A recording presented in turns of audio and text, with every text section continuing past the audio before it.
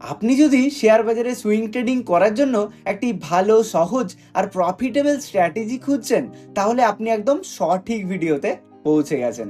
কেননা আজকের এই ভিডিওটিতে আমরা আপনাদের জন্য নিয়ে চলে এসেছি সুইং ট্রেডিং করার জন্য এমন একটি সহজ, সরল আর প্রফিটেবল কৌশল, অর্থাৎ স্ট্র্যাটেজি। যে স্ট্র্যাটেজিটা যদি আপনি শিখে যান, তাহলে খুব সহজেই শেয়ার বাজার থেকে সুইং ট্রেডিং করে সাইড ইনকাম জেনারেট করতে পারবেন। তাহলে চলুন আর বেশি কথা না বাড়িয়ে দেখে নিই আমরা সুইং ট্রেডিং এর এই স্ট্র্যাটেজিটি, এবং আমরা জানবো এন্ট্রি কোথায় বানাবো, স্টপ লস কোথায় রাখবো, আর প্রফিটই বা কোথায় নিতে পারবো। তাহলে চলুন বেশি কথা না বাড়িয়ে শুরু করি আমরা আজকের ভিডিও। তাহলে আজকে এই সুইং ট্রেডিং স্ট্র্যাটেজিটির জন্য আমরা কোনো সাপোর্ট, রেজিস্ট্যান্স বা প্রাইস অ্যাকশনের উপর ভিত্তি করে করব না। আমরা জাস্ট দুটো সিম্পল ইন্ডিকেটর ইউজ করব। আর যে দুটো ইন্ডিকেটর আমি আশা করছি আপনারা সবাই জানেন, একটা হচ্ছে RSI অর্থাৎ রিলেটিভ স্ট্রেংথ ইন্ডেক্স ইন্ডিকেটর, আর অপরটা হচ্ছে আমরা সিম্পল মুভিং এভারেজকে ইউজ করব, যেটাও কিনা 20 ডের একটা মুভিং এভারেজ। ঠিক আছে, তো আমরা প্রথমেই জাস্ট দুটো ইন্ডিকেটরকে অ্যাড করে নিচ্ছি। তো সিম্পলি আমরা ইন্ডিকেটরের অপশনে যাব অ্যান্ড এখানে আমরা RSI লিখে সার্চ করব অ্যান্ড রিলেটিভ স্ট্রেংথ ইন্ডেক্স আমরা অ্যাড করে নিলাম। আর সেকেন্ড আর একটা ইন্ডিকেটর অ্যাড করব, সেটা হচ্ছে জাস্ট আমরা এখানে লিখবো কি মুভিং এভারেজ। আর দেখুন, মুভিং এভারেজ কিন্তু অনেক রকমের আপনি এখানে দেখতে পাবেন, moving average, exponential, ribbon, weighted. ঠিক আছে, তো আমরা কি করব, সিম্পল মুভিং এভারেজ নিয়েই এই স্ট্র্যাটেজিতে কাজ করব, যার জন্য আমরা জাস্ট সিম্পল মুভিং এভারেজটিকে অ্যাড করে নেব, ব্যাস। তাহলে দেখুন, আমরা নিচের দিকে পেয়ে গেছি RSI এর ঘর, অ্যান্ড ওপর দিকে আমরা পেয়ে গেছি এই যে একটা লাইন দেখতে পাচ্ছি ব্লু কালারের, এটাই হচ্ছে আমাদের 20 ডের সিম্পল মুভিং এভারেজ। আমি বারে বারে বলছি সিম্পল, এক্সপোনেনশিয়াল কিন্তু নয়। ঠিক আছে, জাস্ট আমরা কিছু সেটিং চেঞ্জ করে নেব, খুব মনোযোগ সহকারে দেখুন। জাস্ট সিম্পলি আমরা এখানে RSI প্রেস করব অ্যান্ড এখানে আমরা জাস্ট সেটিংয়ে চলে যাব, অ্যান্ড এখানে আমরা লেন্থে কিছু চেঞ্জ করব না, জাস্ট স্টাইলে চলে আসবো। স্টাইলে আসার পর আমরা RSI based MA K of করে দেবো, অ্যান্ড এখানে আমরা RSI আপার ব্যান্ডকে রাখবো 60, যেটা যদি 70 রয়েছে আপনাদের অলরেডি ডিফল্ট সেটিং, সেটাকে এখানে 60 করবেন, অ্যান্ড RSI লোয়ার ব্যান্ডকে আমরা এখানে 40 করে নেব। ঠিক আছে, জাস্ট এখানে আমরা 70টা চেঞ্জ করে 60 আর নিচের দিকে আমরা 40 করে নেব, মিডিল ব্যান্ড 50 থাকবে, ব্যাস, দ্যাটস ইট। দেখুন, এরকম আমরা নিচের দিকে একটা RSI এর অপশন কিন্তু দেখতে পাচ্ছি।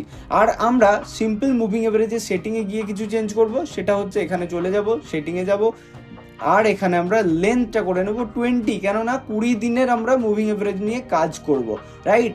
আর সব থেকে বড় কথা, টাইম ফ্রেম। সুইং ট্রেডিং এর জন্য টাইম ফ্রেম, কোন টাইম ফ্রেম ইউজ করব, আমরা এই ক্ষেত্রে ডেইলি টাইম ফ্রেম কিন্তু ইউজ করব ফর অ্যানালাইসিস করার জন্য।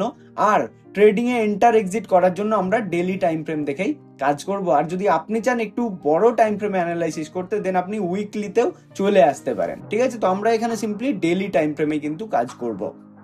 দেখুন, এবারে জাস্ট সিম্পল স্ট্র্যাটেজি, কিছুই না। যখনই RSI 60-র কাছে আসবে, ঠিক আছে, আমি এখান থেকে বোঝাচ্ছি, দেখুন RSI যখন 60-র কাছে আসবে, এই যে 60 আমাদের ওপর লেভেল আর নিচের লেভেল 40, তাহলে RSI যখন 60-র ওপরে ট্রেড করবে, ভালো করে মনোযোগ সহকারে শুনুন, 60-র ওপরে যখন ট্রেড করবে, আর যদি আমাদের প্রাইস দেখতে পাই আমরা যে এই যে ব্লু লাইন পেয়েছি, মানে 20 ডের মুভিং এভারেজ, তার ওপরে যদি ট্রেড করে, জাস্ট দুটো ক্রাইটেরিয়া, এক হচ্ছে RSI কে 60-র ওপর যেতে হবে অ্যান্ড মুভিং এভারেজের ওপরে প্রাইসকে চলতে হবে, তাহলে আমরা কিন্তু তখন এন্ট্রি বানাতে পারি। ঠিক আছে, এই ক্যান্ডেলটা থেকে আমরা এন্ট্রি বানাতে পারি অ্যান্ড আমরা স্টপ লস রাখতে পারি যে ক্যান্ডেলে এন্ট্রি নিচ্ছি তার নিচে। ওকে, আমরা এখানে স্টপ লস রাখতে পারি, এই জায়গাটাতে আমরা এন্ট্রি বানাতে পারি। আর কতক্ষণ হোল্ড করব সেটাকে আমরা কিন্তু রিস্ক রেওয়ার্ড রেশিও মেনেও কিন্তু কাজ করতে পারি, 1:1, 1:2, 1:3, মানে আপনার এন্ট্রি থেকে স্টপ লসের যে ডিস্টেন্স হচ্ছে সেটার ওপরে কিন্তু আমরা 1:2 বা 1:3তেও কাজ করতে পারি। বাট এই স্ট্র্যাটেজিতে আমরা কি করব, যখনই আবার দেখব যে 60-র নিচে চলে আসছে ক্রস করে, তখন কিন্তু আমরা এক্সিট করে যাব। অর্থাৎ সিম্পল কথা, 60-র ওপরে যখন যাবে এই জায়গাগুলোতে আমরা এন্ট্রি বানাতে পারি, অ্যান্ড যখন আবার ক্রস করে নিচের দিকে নামবে, তখন আমরা দেখুন এই জায়গাগুলোতে এক্সিট করে যেতে পারি। ওকে, বোঝাতে পারলাম? আমি চলুন আর একটা এক্সাম্পল দিয়ে আপনাদেরকে বুঝিয়ে দিচ্ছি। দেখুন, এখানে সিম্পল 60-র উপরে চলছে মার্কেট, আমরা এখানে বাই করতে পারি, কেননা প্রাইসও কিন্তু ওপর দিকে রয়েছে, তাই না? তাই আমরা এন্ট্রি বানালাম। অ্যান্ড আবার যখন এখানে ক্রস করে গেল মানে এই জায়গাটাতে, তাহলে আপনি এই জায়গাগুলোতে বাই করছেন, আপনি এখানে কি করছেন, এক্সিট করে যাচ্ছেন। তাহলে সিম্পলি এটাই হচ্ছে স্ট্র্যাটেজি। আমি আরও একটা এক্সাম্পল দেখিয়ে দিচ্ছি।